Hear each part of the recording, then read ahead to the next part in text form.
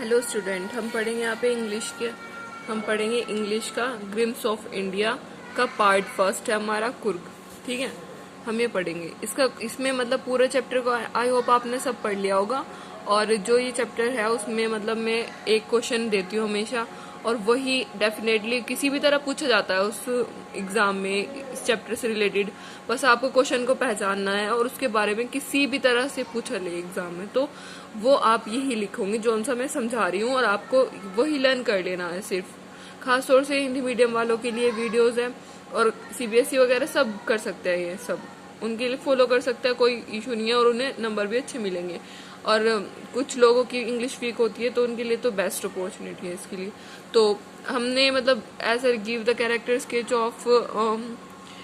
Of Coorg, तो ये पूछ लिया इन्होंने कैरेक्टर स्केच, या इससे रिलेटेड कुछ ही क्वेश्चन हो तो आप यही आंसर देना, जैसे मैं बताऊंगी ये वाला।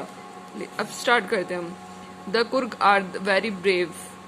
जो कुर्ग लोग होते हैं मतलब ये बहुत ज्यादा बहादुर होते हैं। They like to live a life of independent, और वो सारी अपनी जो भी लाइफ जीते हैं वो बिल्कुल अपनी आजादी से इंडिपेंडेंट होके जीते हैं। There are possible to Arab and Greek. वो या तो पॉसिबल है कि वो या तो अरब से आए होंगे या ग्रीक से आके ग्रीक डिसेंट, या तो अरब से आए होंगे या ग्रीक से आके मतलब इंडिया में बस गए हैं। There are many stories about their bravery.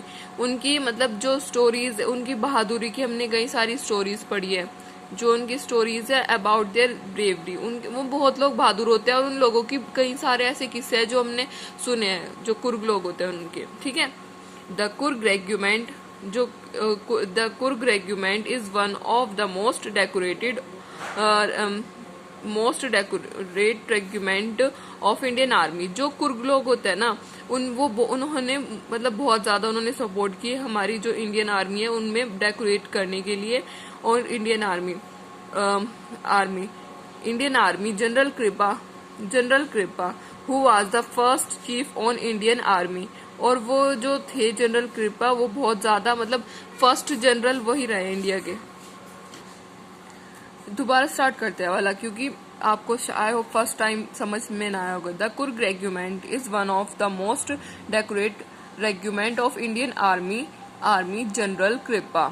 जो कुर्ग थे उन्होंने ना बहुत ज्यादा हमारा वो रहा है सपोर्ट। उन्होंने हमारी जो इंडियन आर्मी रही है, इंडियन आर्मी को मतलब डेकोरेट करने के लिए। जनरल कृपा थे who was the first chief on Indian army, और वो ही बने थे हमारे first chief on Indian army, क्योंकि मतलब बहुत ज्यादा उन्होंने हमारी जो इंडियन आर्मी थी उन्हें बहुत सपोर्ट किया। और उनमें अधिकतर ये लोग इंडियन आर्मी में ही होते हैं। इनके सारी मतलब सब जो भी देखोगे ना कुर्ग लोग होते हैं वो सारे इंडियन आर्मी में ही जाते हैं उनके सारे।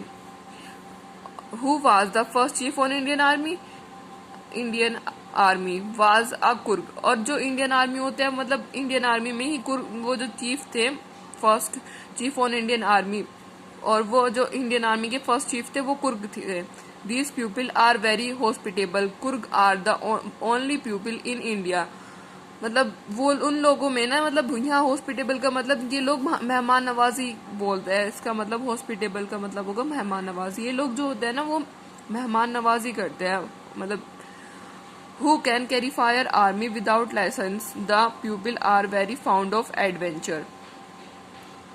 जो ये होता है मतलब कुर्ग लोग होते हैं जो वे फायर कर देते हैं आर्मी विदाउट लाइसेंस। अगर इनके पास बिना इनको एक परमिशन दी गई है कि बिना लाइसेंस के ना इंडियन आर्मी के साथ लड़ सकते हैं, और उनको वो शूट भी कर सकते हैं। इनके पास सबके पास गन होती है।